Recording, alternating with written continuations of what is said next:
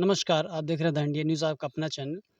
इस वक्त हम आए हुए हैं ढिंढोरा गाँव में, जो सिधौली के करीब पड़ता है और इस बात को लेकर कई इश्यू बनाए गए।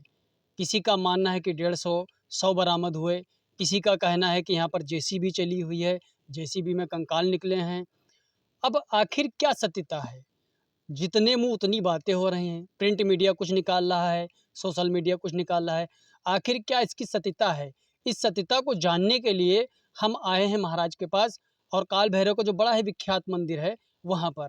आखिर जानने की कोशिश करते हैं क्या ऐसी परिस्थितियाँ रहीं कि इतना इस बात को इश्यू बनाया गया और इश्यू ही नहीं, इसको बहुत ही ज़्यादा प्रिंट मीडिया और सोशल मीडिया ने उछाला। आखिर क्या है पूरा मामला? आइए महाराज जी से जानते हैं और आपको रूबरू कराते हैं। महाराज जी, क्या ऐसी परिस्थितियाँ रहीं कि लोग इतना उछाल रहे हैं, इस बात को इश्यू बना रहे हैं? जय श्री काल भैरव प्रभु। ऐसा था कि हिंडोरा गांव के एक पंडित जी हैं, जी, श्री राम मिश्रा। जी, उनके खेत में उन्होंने कोई क्या हरकत करी क्या नहीं करी। उन्होंने कोई डोर डांगर ला करके और जी, फेंक दिया।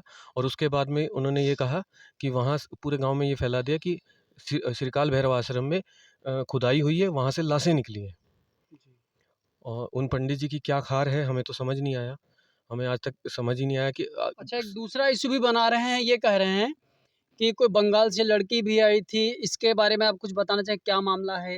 या आपकी बंगाल छवि खराब करने के लिए किया जा रहा है या आपको दागदार करना चाहते हैं? आखिर क्या मंशा है गाँव वालों का? बंगाल से जो लड़की आई थी, चेतली नाम है। जी, वो शिष्या है हमारे भगवान जी की। जी, मतलब हम अपने गुरुदेव को भगवान जी बोलते हैं। तो जी, जी, उनकी शिष्या हैं। और वो पहले भी कई बार आ चुकी हैं साधना करने के लिए।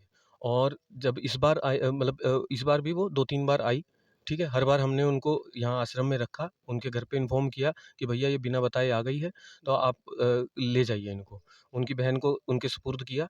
और ये सारी रिपोर्ट थाना प्रभारी के पास में सब कुछ है। जी, थाना सुनने के पास स पूरी स जानकारी है। थाना सदना के बाद पास उनकी जब वो आई और जब उनकी बहन के सुपुर्द किया गया, सब कुछ हमने बताया।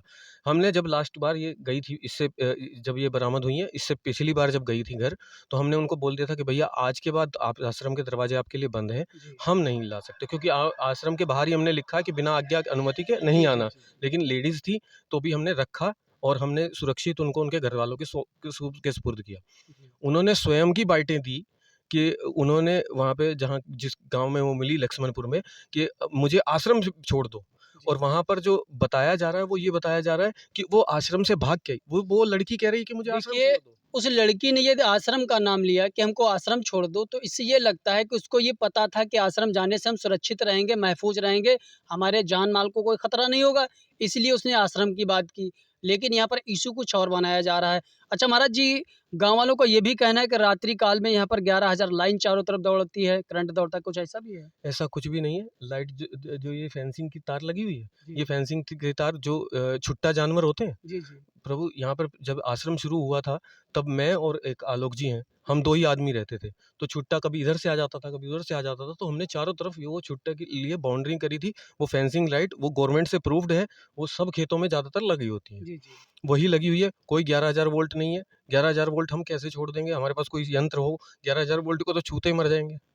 अच्छा, गुफ़ा का भी चर्चा में आया है कि यहाँ पर एक गुफ़ा भी स्थित है जिसके अंदर 100 बरामद हुए। गुफ़ा प्रभु आप यहाँ पर हैं, देखिए, जैसे आश्रम जिस में तरीके से हमने इसका निरीक्षण किया है, आश्रम का पूरा निरीक्षण किया है, हमको ना ही यहाँ पर कहीं जेसीबी से खोदा हुआ मिला है और ना ही इतना बड़ा ये भव्य मंदिर है कि इसमें कोई गुफ़ा हो, हमको ऐसा कुछ नज़र नहीं आया।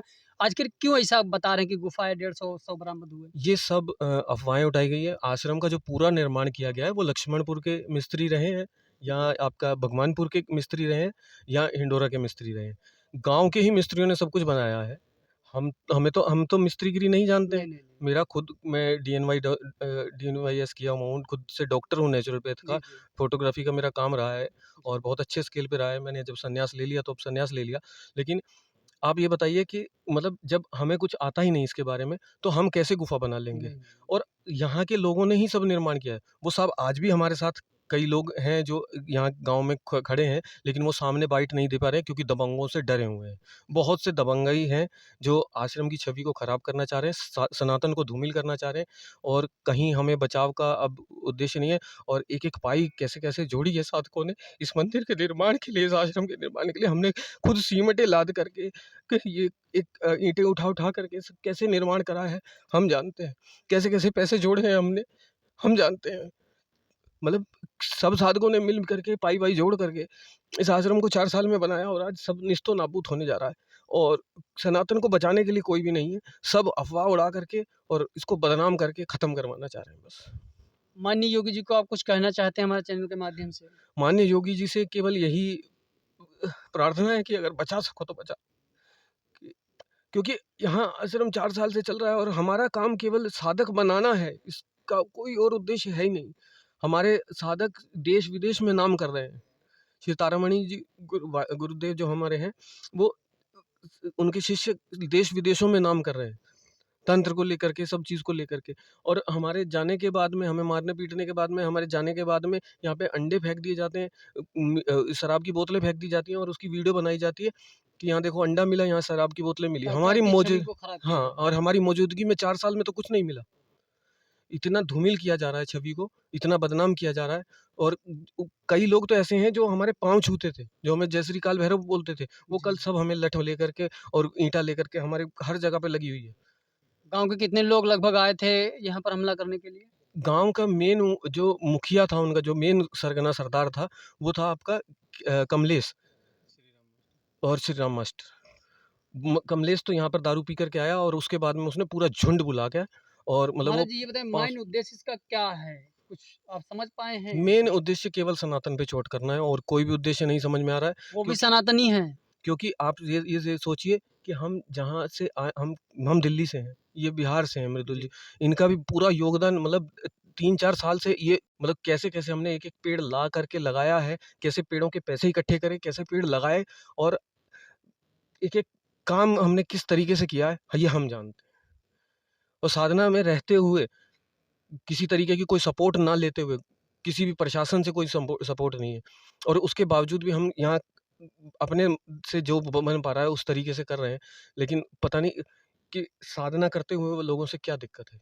अच्छा पुलिस प्रशासन जो है वो भी आपका साथ दे रहा है, बता रहा है कि इस तरीके की ऐसी कोई बातें यहाँ पर घटना नहीं घटी हैं?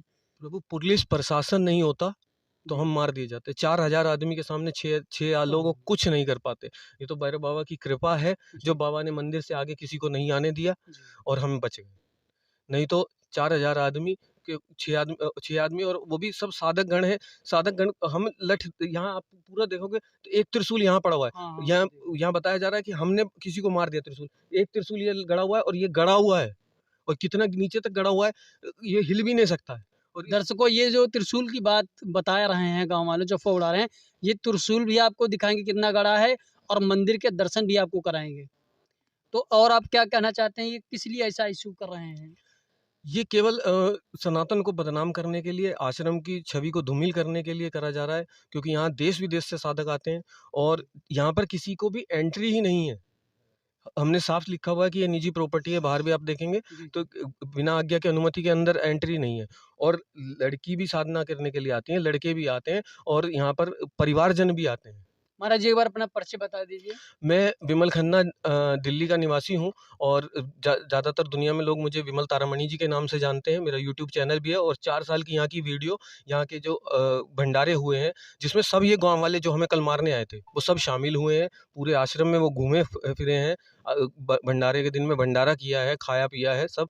और आज ये 4 साल बाद ऐसे छवि को धूमिल करके कुछ अपराधी तत्वों के द्वारा और हमें मारने की साजिश थी। बस ये है कि प्रशासन की और कुछ हमारी साधना रही होगी कि बाबा ने हमें बचा लिया बस।